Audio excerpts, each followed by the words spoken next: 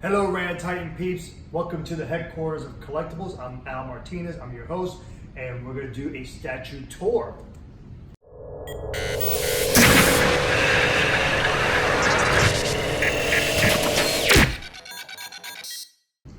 So, when did you first start collecting? I've been collecting for about over 20 years as far as statues are concerned, but if we talk about collecting, we could go back to when I was a child, collecting Transformers, Thundercats, Masters of the Universe, but I truly started loving more Marvel DC items and started going towards that direction more as an adult. Okay, and what was your first statue that you actually collected?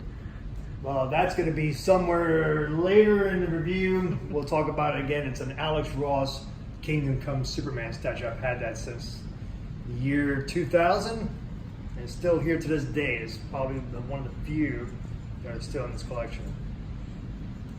And what would you say are your top 3 favorite statues currently?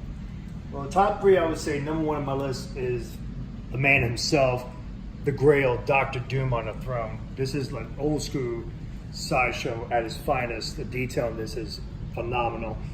I mean, it's probably, like I said, my all-time favorite. Second on the list would be, of course, the Hulk versus Spider-Man diorama.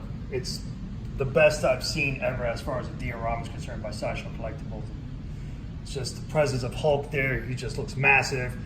He looks like he's snarling at Spider-Man. Looks fantastic. Third is a statue you'll see later. It's the Thanos on the throne. It's just massive, just full of detail.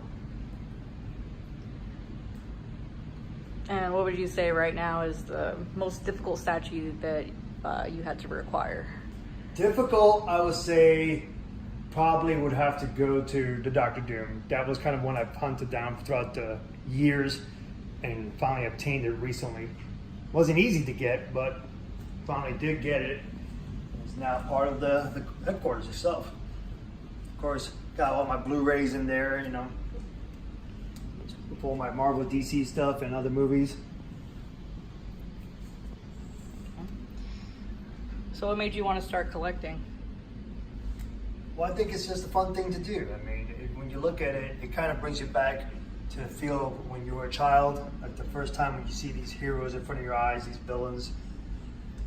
And then as you get older, you start appreciating the sculpt itself and the artwork, and there's just a joy that comes with being a collector. Just kind of lay back and just look at the years of all these wonderful pieces that you have in your collection.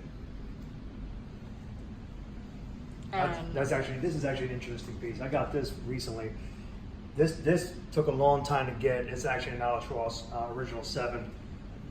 Saw that about 20 years ago. I had to have it. I'm a big Alex Ross fan, as you guys can see so far in the video.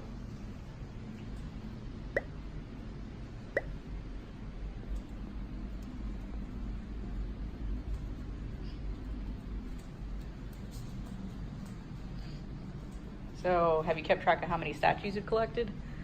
Throughout the years, or currently what I have in the collection? Currently what you have. Roughly about 76 statues I probably have in total. But as far as like buying and selling throughout the years, I mean, God, it might be in the thousands. I mean, I'm not trying to exaggerate that. I've owned a lot of statues throughout the years and seen them come and go. This is actually one I acquired recently too, which is the Batwing. That's actually extremely difficult to get. It's a Cinemaquette. Those are very hard to find. And what would you say is your biggest statue that you own right now? Biggest statue I own right now, as far as in height or as far as in size? Size. Probably at this point, I mean, if it's a statue, it'd probably be that abomination that you pointed out early in the video. Oh, your very first statue up there? Yeah, that's the biggest, like, as far as a statue. A life-size bust would probably be that Thor that was in the upper shelf. These are pretty cool, actually. I have my little Avengers Tesseract suitcase down here for Blu-ray. I don't think people have seen this one often, but it's kind of a movie nostalgia one. It's the Blade Runner box set. It's actually a DVD, but I never wanted to get rid of it because I just love the old school nostalgia of it.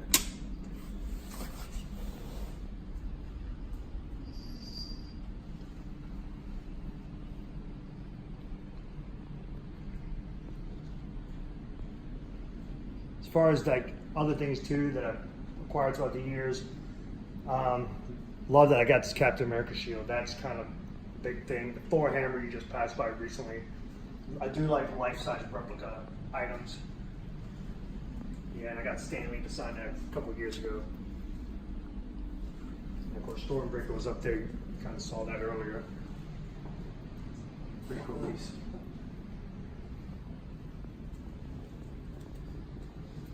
There, of course, is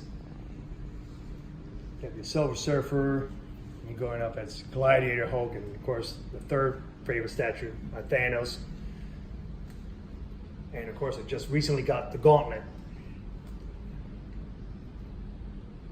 This is kind of interesting thing. You actually helped me get these Infinity Stones, so I figured I'd lay them right there. It looks pretty cool. I think it was Etsy is where you got them from. And eventually I'll have the Gauntlet line. It's just I haven't got the long USB plug yet to plug in the back.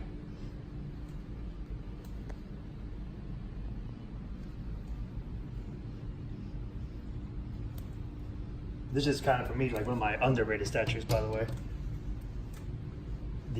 The Dark Knight Returns. This one's kind of like more of a personal statue to me because it kind of is a reflection of life changing as far as Frank Miller's Dark Knight, going from being a Superman fan as a kid to kind of growing up being a Batman fan. I'm doing a lot of Batman stuff. And where was your first statue? My first is right over here. If you want to go back. It's right behind there is the Alex Ross Superman statue. Don't get me wrong, I still like him, but he's not as cool as Batman. That's all I can say. Speaking of cool things, this is something that myself and my wife worked on throughout the years. It is a display case which lights up. I have a little box here. See, I got this little Hulk box that I opened up. It should be in there. Let's see if I can actually light it up. There it goes. We took an IKEA table pretty much, and we cut the legs off, put the plexiglass around it, kind of did like a tribute to the Dark Knight trilogy movies. Guys, got a couple bonus things in there, like the little "I Believe in Harvey Dent" sticker, and trying to build it all up. I think the only character I'm missing in there is Scarecrow. That's the only one I gotta still get. Gotta complete the set. That's the thing about being a collector, it never ends. You just keep going and going and going. Just always constantly looking for stuff to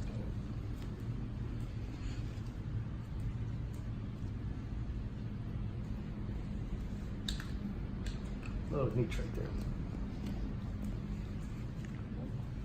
Of course, I think where we also have this display case over here.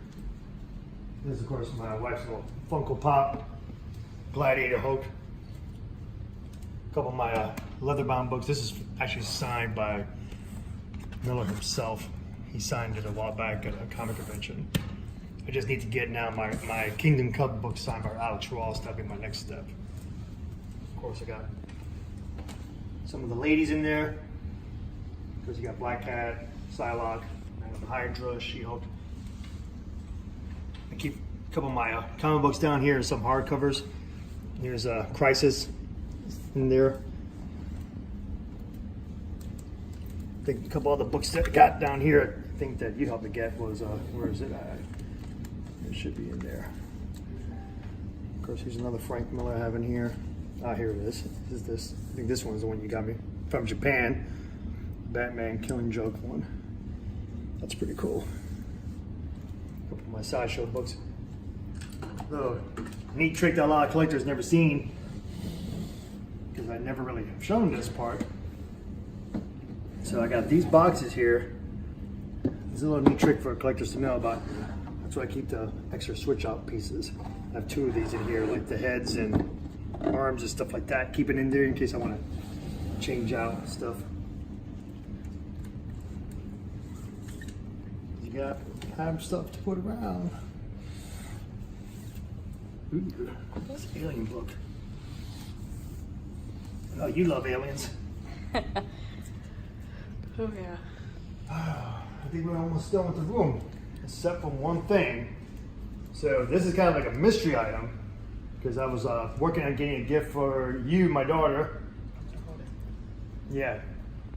So I want you to see it for yourself, because I believe that to be a collector, you have to pass it on to your family. Because she collects too. She has a lot of like alien stuff and all these crazy other stuff that I'm not into, you know, but she is into. So if you want to pull that right there. Ooh, what is? Oh my God. Yeah, it is what you think it is. Just be careful. It's a lot heavier than you think. Yeah. How do you open it? I'll help you out real quick. It is the Wailing Yutani book. This thing is heavy. Can you believe I've done a whole review not cursing?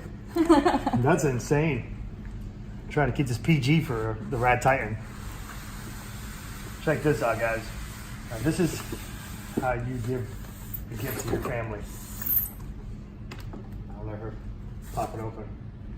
Oh, she popped it on the wrong way. Oh, failed. We're not gonna do no more takes. One take only. Oh my God. All right, now. Ooh, oh my God. Yeah, we saw this at Universal Studios, and I saw how she wanted it badly. And it's fantastic. First thing people need to know is that this thing it's solid. It's like, what do you think, Christina? It's probably like a polystone? I think so. It feels like it. Oh, I see now. Why should I drop it? It just be breaks. funny. I'm like, oh, that's gonna go into the review. That's so nice. It just like fits right in there. Wow. This thing has all people. If you're a huge Aliens fan, Prometheus, you need to get this book. It is an incredible, detailed book. There's more in this book too. If you just keep going, there it is. So the book has pages within pages. If you look through it, see how like you go to the folder and you pull out like the X-rays. Oh, look at that. Can you see that? That's pretty badass. insane. That is really cool. This was supposed to be a birthday gift for her, but since we're doing the Radd Titan video review inside the headquarters of Collectibles. Well, this is by far probably my favorite birthday gift I've ever gotten in my entire life. And of course, people, don't forget, you can follow me on Headquarters of Collectibles on YouTube or Headquarters of Collectibles on Instagram, and of course on Facebook. I'm Al Martinez. And thank you once again for inviting me into the Radd Titan video channel. Thank you.